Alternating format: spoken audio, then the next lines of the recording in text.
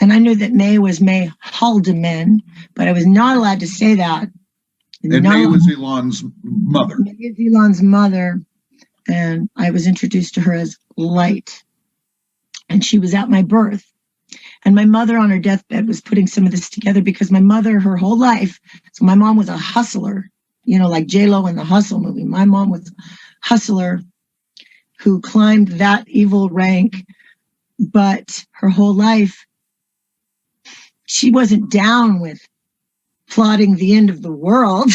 She was bad, but that's where she drew the line. She said Mae Musk was at my birth very soon thereafter at the Kaiser Hospital in San Francisco. And Mae Musk named me Rosemary. My mother on her deathbed realized that Mae Musk named you. Mae Musk named me Rose Phillip, Queen Elizabeth. Please. Yeah. Please, the story, I'm a grown-up now, and I'm not buying it. And my brain is integrating, and praise the Lord, and I'm healing, and things are integrating. And now the memories, I remember this story doesn't line up with that. So let me just explain that to the audience. When many children growing up in the system, and most of our audience is keen to this, but there's some new people to the channel. When you grow up in this beast system, as she calls it, or the brotherhood is the proper name, a lot of your memories, your brain is actually fractionized.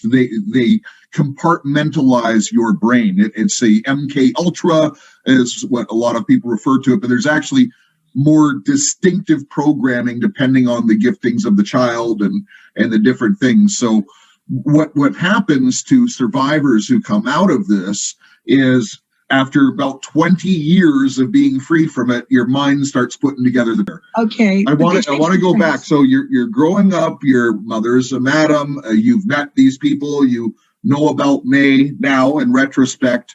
But what was it like growing up at that time? What sort of things did you see? And bring me through a little bit of progression in your age as you go on. Okay. So I was approximately 13 years old. I was born in 1965. I was born in San Francisco, California, USA. I was approximately 13 years old, maybe 12, but I think 13. Hooker's Ball, San Francisco, California. For those of you that don't know what that is, it is what it sounds like. It is an illegal, elite, giant. It's a hooker's ball. I remember that Jerry Brown was supposed to be there, like an entourage went by. Former governor of California. Former governor. Now, I didn't see him, but I remember being like, oh, yeah, that's Jerry. Well, we know the elites go to these things. So this would be Linda a ball Ronstadt, where they've got all the women there and the elites come in and have their way and probably do very perverted things. Right. And this particular one was in the Civic Auditorium Center. There's many others held, and they got the Civic Auditorium. The Civic Auditorium, and it was a 3-level thing. And there was Meatloaf was playing. Meatloaf's a band. Let me sleep on it, baby. Yeah. Baby. Remember him? So Meatloaf was playing on one level. Whatever. They were just. So you're there as a kid watching essentially this big orgy. Yeah, it was a big orgy. It really was, and my mom, as bad as she was, didn't like to do cocaine in front of me. So she would ditch me and I would just, roam around with whoever they assigned me to be with. I was excited to be there. I was happy to be there. I was so happy to be off on a family event with my mother because I was sick and a kid and messed up and I didn't have the right guidelines. I mean, I knew in my heart sometimes I wanted to be a good person, but sometimes I wanted to arise to the occasion and please those people around me, So, but I always had something in my heart that told me it wasn't right. Now, you had said, I believe in one of your videos that, you were kind of like a servant in the system. You explain that to me a little bit. How were you a servant? Okay, so let me give a little bit of ground. So there was a movie that Brooke Shields was in. I think she was 11. She was a little girl called Pretty Baby. And she was a child growing up in a whorehouse. Well, it was kind of not exactly because my mother kept lots of houses and, our home base was our home base. So, but there was a child growing up in a whorehouse, and they auctioned her off in Louisiana. And I remember my mother saw that movie, and her friends and her were doing coke one night. Said, "That's a great idea. The girls are getting big enough. You ought to do, And that was like, okay. And she was high as a kite, and somebody was pushing her into it. Now, see, my mother, this is the part I don't understand. Okay, so I was supposed to be auctioned off at the Hooker's Ball. I was scared because one of the girls that worked for my mom, Eleanor, I have a gorgeous picture of her riding white horses in front of the pyramids saying, come, Mary, we'll find you a sheik. I was a little girl. I was like, no, I'm scared. I don't want to go. But I remember somebody saying I could get chopped up. Somebody said, no, Claire, don't, they might go to somebody, and, those Muslim guys, they're really rough with girls. The Zodiac killer was out. He was chopping up girls. So let me just understand this for a second. So you're 13 years old. You're at this wonderful party, which you were looking forward to, but you were actually going to be auctioned off there. It's all the elites there. And this isn't that uncommon. And, I'm not going to make any presumptions, but considering the lifestyle your mom is leading, she probably didn't need a young teenager around to take care of. So auctioning off and getting the money, being someone who is pursuant of money, obviously having multiple houses, as you mentioned, really being a go-getter. So as a kid, being sold off, and you're not being sold off at a young age, you're at an aware age. Mm-hmm. So did you know before you went to the ball that you were going to be sold off, or did you find out when you got there? It fizzled out, and then it didn't happen. Okay. So I think my mother was being handled. And I can't remember who it was, but Thomas Richardson was in our lives, and he was, I guess, the handler. Is that a name anyone should know? How do I say? Tom was the recruiter, I believe, for the CIA, for the hookers. I knew when I was a little girl hearing talk that Tom's parents were Nazis smuggled out of Germany. I knew that he and everybody made fun of him, like he fell ass backwards into what he was doing. I think his parents were brought over here in Operation Paperclip. Okay. Tom, like I was. But not a famous name. Okay, so let's just continue the story from where you were. Now, as a child, I want to get to the Elon stuff. Okay. Because that's the first video I saw of you, and you had known him as a child. And why don't you tell about that one particular experience that you made the documentary on your site about? All right, but let me just close something. Sure. It was supposed to be auctioned at the Hooker's Ball, and then all of a sudden it didn't happen, and I just went to the party, and the next thing I know, there's an arrangement and a meeting, and Mae comes and talks to me at a table with some other very important people. Now, it was arranged. I go be with her, but yet she asked my permission. So she was made out to be my hero because all of a sudden now I'm not getting auctioned off to a creepy guy going to cut me up. Now I'm going to a nice white lady with a cute house. Get it? Now, you know what I mean? I felt. Oh, you actually went to her house then? Yes. Okay. But I didn't live with her. She was a neighbor? It's weird. They said everything was staged because I look back now and go, that doesn't make any sense. So my aunt, one of my real blood aunties, lost her butt in Europe. They went and blew all their money in Europe for a couple years and came back broke. Everybody was mad at them because they blew a lot of money. And all of a sudden she's friends with Mae Musk and gets a new house, a cute little house right across the street. Well, Mae didn't live there yet. To me, the thing is that they owned that. They built that street in 1940. Of course, this was all planned before I was born. So I looked at some of the records, the city records. Okay, I get sent over to my auntie's, a meeting with Mae Musk. Somebody says, will you watch our kids? Will you watch my friend's kid while we go on a prison visit? And I go, oh, your kids? Because there was this lady, Imelda.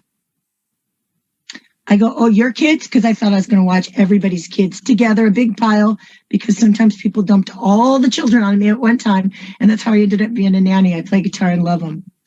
So she said, no, this kid's special. He's coming from Africa.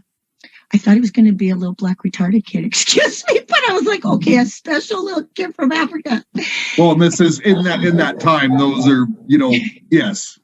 Sorry, that's the language. We were so politically incorrect. Look, I grew up in Compton in the early 70s. So I can relate. So they asked me if I will. And then May comes, and it was a big deal. Living with a coked out mother, my hygiene wasn't great, and I had hookers hand-me-downs, okay? Even though we were rich as could be, you know what I mean? I was not cared for. I was hungry. It may have been a Playboy mansion, but there wasn't a door on the bathroom. So, who wants to go in there and take a shower? You know what I mean? So all of a sudden I was in a cute little place, and my aunt cleaned me up and got me some pretty clothes that weren't hooker hand-me-downs, Fredericks of Hollywood. Now it's normal, but it wasn't normal then to look like that. And and May met with me at the table. She said, and that's the first time I met Elon. And I'd like to tell you something that happened that day. I've never told anybody, okay? The first time I met Elon. So May and we met at the table, and she asked my permission, which I always think is part of them getting me in bondage, because I agreed. Even though I was a child, even though I was procured, I agreed. And they always ask me. Do they? She always did. And nobody in my life ever did. So that's different. I remember that. Coming to him. So the first time I met him, and then they sent me off to hang out with him. And he was in my aunt's house. So my aunt loses her butt. All of a sudden she gets this cute little house on Penny Lane. Napa's pretty prestigious little place. And then I go off with the little boy and the women, and I call him, I can't tell you what I call him. Actually, there's a cuss word in it. But I go off with the little boy, and we're playing, and he's skipping around like little guys do. He was tiny as a 2-year-old, tiny. He's skipping around doing little skips like when a deer's born, little kids skip and do little things. And he came over to the window, and he was looking at something out the window, and the sun was coming in the window. And I got down on my hands and knees, and he was trying to say something to me. I was like, what do you see, honey? What do you, I thought it was a bug or in the window or something, a bug, or he's pointing. And I got right down there with him. His eyes were black. His eyes were black. Black. And I was like, that's not normal. Like for a minute, they turned black. And I remember that fear in your soul and bones. So I remember that, and I've never told anybody that happened. Wow. Then and it's funny, we've been seeing, the acting pedotus with black eyes and stuff like that, like the pupils looking black. People are starting to catch on to these things. The eyes are the windows to the soul.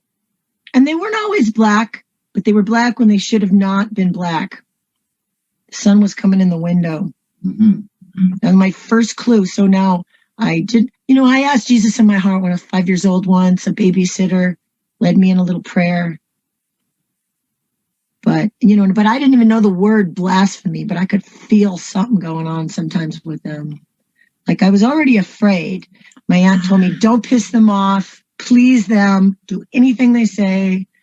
You just said something really interesting, which brings a whole new light, and I use that word advisedly, to this story. You said these little prayers, and they might not have meant much to you at that time, but you actually said prayers to God beforehand. So it sounds to me like his hand of protection has been on you, although you were exposed to a lot of stuff. Look, you didn't get auctioned off. You didn't get that, you started to get better clothes, and things started happening. And so, okay, let's go back to where you were. I just wanted to make that comment that it sounds like the hand of protection was upon you. It was. God was, huh? He always had me. And, if I would have known, was going to be okay. I mean, he told us it was going to be okay. He told us, fear not. Like Tiffany told me 365 times or something. Why didn't I believe him? Because I was so afraid my whole life. And now telling the truth, excuse me, but I have a little less fear. You know, I feel better than I've ever felt on that fear level. It's almost gone. When I should be panicking, like worried about a drone hitting me in the brain any minute. Jesus, the faith and the fear level have flipped. So she asked me, now this is a trip too, the permission thing. So then Mae, who called herself Light, and I've never called her Mae to her face. Never. Just I never Light. called her Light, only Light. And like, I wouldn't live to see the next day if I ever did that. Like, do not, under penalty, do not ever say her real name. And I wasn't supposed to know her real name because she was in the Helter Skelter book. My aunt had a copy, and there were plenty of copies at thrift stores for 10, 20 years, and now they're not there. So she was actually mentioned, she was the Mae in Charles Manson's book. Yes, but you can't find that book. It's been reprint. There's reprints that say first edition, but they're not the one I saw for the first 10 years. Okay. So there's reprints. And they don't say second edition, they say first edition, but there's a picture of Mae missing. So, okay, so she asked me if I would babysit. And we just called it babysitting.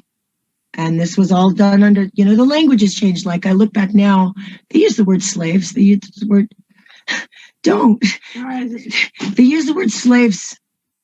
But for this, the language must be babysitting. I am the babysitter, so I never use that language on myself. Okay.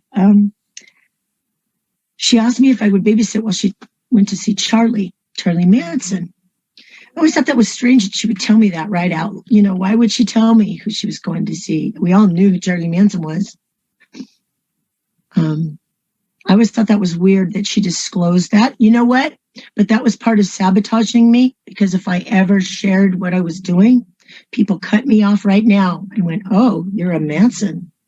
Oh, and they got the heck away from me because, because there's something wrong sometimes. I get it. I'm socially awkward. But once I said Manson, I was cut off. Church people disrespect me. If I shared I was trying to leave that, nobody, that they just kept it at Hooker's daughter and a Manson. So the social safety network that's supposed to exist was never there for you. No, it was there for them to do what they wanted. And just to be clear, when you were asked to babysit, it was because you were essentially a slave. Yes, thank you. Yes, and those are the words everybody else used, but not me. And so, but I want to share those words that they have. That's very important because you were a slave to the system at this point. Yes. So I was at my aunt's and happy to be there. Again, Mae Musk is my hero. And I'm watching this little boy and I'm told things like he's the chosen one, whatever that means. And so I was babysitting him, and Mae was going to, I don't know, I watched him a few different times. She didn't do like a bunch of things at once. She'd do one thing at a time. She would go take van loads of televisions to the prisons. Oh no, the battery is low. See, she would take van loads of televisions to the prisons. And I said, why is she doing that? And they said, she's creating prisoner armies, which is not something I could ever fit in a sentence in my life. And I said, why is she doing that? And they said, she's buying future chaos, creating prisoner armies. And that seems to be playing out right now. Right. And the lady California. And the lady that's telling me all this, she is the grandmother of the Santeria. And she's the mother of the prisoner armies. And so now we're 3-4 generations. We're a few generations into those prisoners. They're having babies on the system. They're having they got the shot callers in the prison. They go out, they run the drugs. So I saw a Rogan show where he talked about the Charlie Manson CIA connection, and now there's documentation. So this is panning out. Let's go back to that time when you were babysitting him and tell me what happened there. Okay, I got to get a battery. I was babysitting him, and Mae had a lot of ancient artifacts and stuff. He didn't have any normal toys, and he got into his mother's trunk. I always called it her African trunk because she told me she's from Africa, and there was these little rock statues in there, like little, action figures. And he would set him up in a certain way, like a little Stonehenge on his bed, and his room was dark. It's always dark in there. And even though his room faced the street, it was like a blackout curtain on that side. So he couldn't see out, and I was the house almost across the street. And he set him up in a certain way. And when a little kid's sneaking and you still see that they're sneaking and they're trying to be sneaky and you think it's cute. You know what I mean? They're trying to hide something, but they can be cookie. He's kind of being like that happy, but it was wicked. And he said, "Call me Moon." And he said, "Moon, come play with my friends." And he's all excited. And I knew something weird was going on in there. And there was wind and energy. And I peeked in the door. I was scared, man. I peeked in the door and something was wrong in there. And it was like there was something happening. I don't know the language to describe it, but like. And how old would he be at this point in time? By the record, he would be 7 or 8. But he was 7 or 8. 2-year-old, like a baby that just learned how to walk.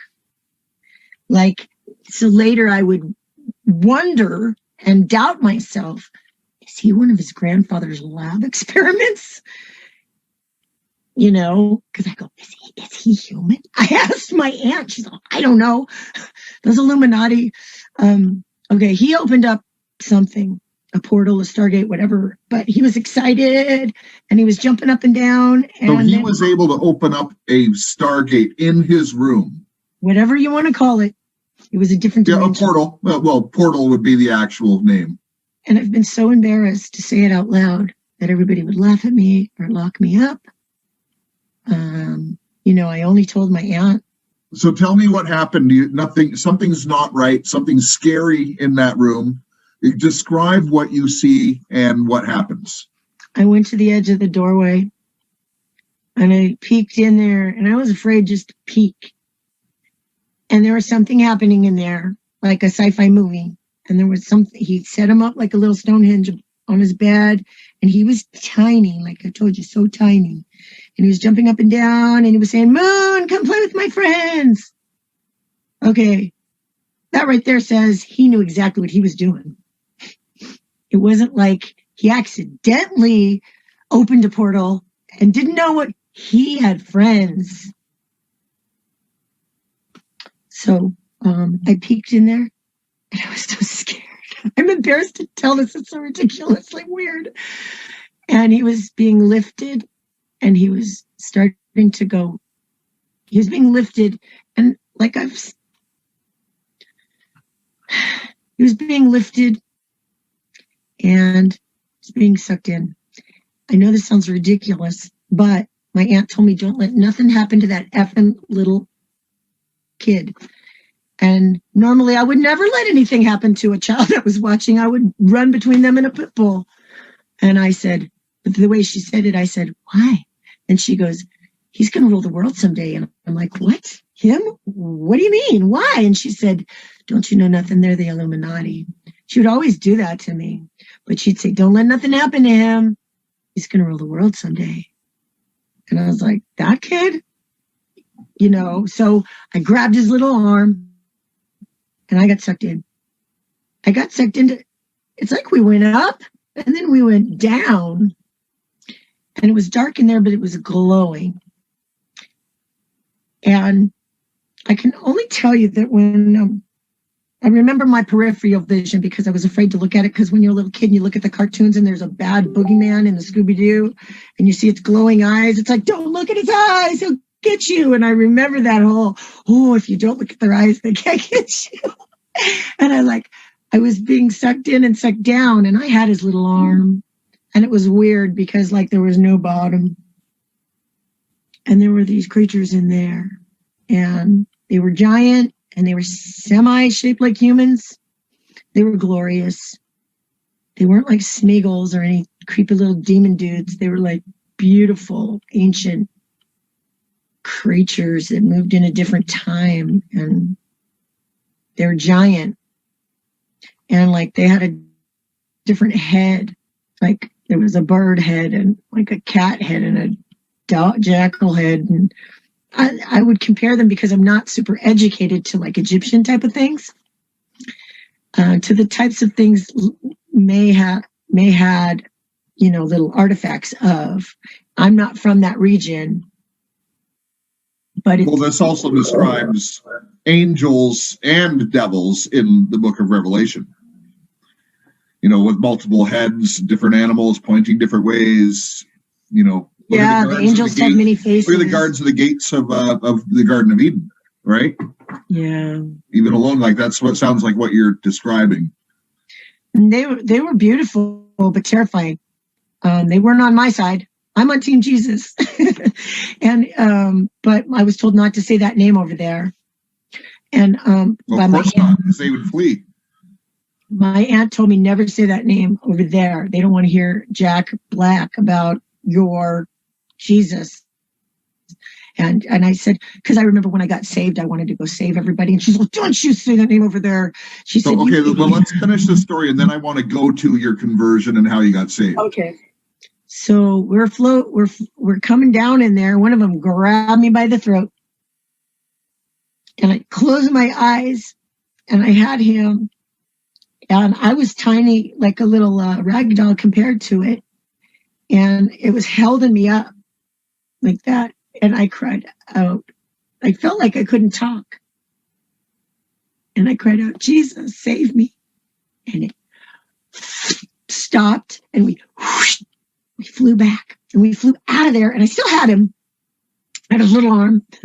And we flew back, and we rolled out of his room and out of the hallway and into the living room. And if you've ever fallen off a merry-go-round and you woo, and you stop yourself, and I stopped, and we grabbed the ground, and I was I just felt dizzy, and I looked up at him, and he looked up at me, and we're on the ground, we're looking at a bug, and he looked up at me, and he goes, Moon, why are you not like my friends? And I was looking at him what the hell do I say? Excuse me. I was that's probably appropriate considering what you just saw. My friends. And I said, well, it's scary in your room, Elon. It's dark. Well, they started calling him Elon later. They switched his name. And I remember the difference. So he tried to feed me to his friends, and he knew exactly what he was doing, because he called me to come play with his friends. Those things and that. And I said Revelation 10, but I think it's Revelation 9. But I think maybe he's the demon from the Apollo from Revelation 10.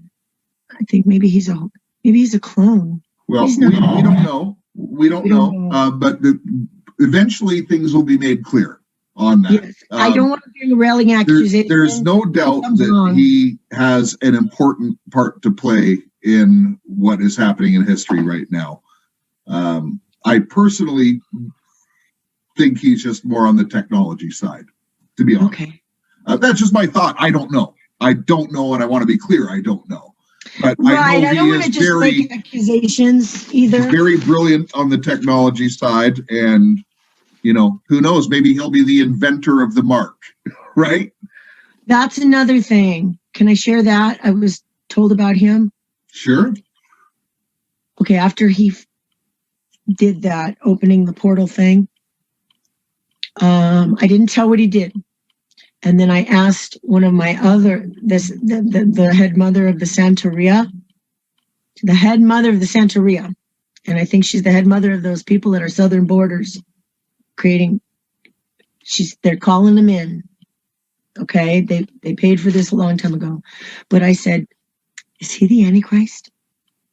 And she didn't blink. She said, no, but he will present the mark. When you see him do that, the stage will be set. She said that?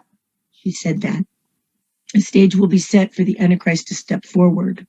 So August 28th, 2020, Elon Musk presented the Neuralink. Mm-hmm. Now, is the mark of the beast the image of the beast to be worshipped? Are they the same thing? And if that was true, would that make him the false prophet? And if that was true, wouldn't that be a trick of the devil to give us a false prophet who's an atheist, rock star, supermodel, girlfriends drive sports cars and tunnels around rocket ships? Boy, that's one tricky false prophet. There's lots of theories, and people, because of his stature in the world, people are going to be thinking a lot of different things about him. But the fact is we don't know at this point. God has not revealed anything conclusively to us. I mean, with artificial intelligence, we are summoning the demon. You know those stories where there's the guy with the pentagram and the holy water, and he's like, yeah, he's sure he can control the demon. Didn't work out.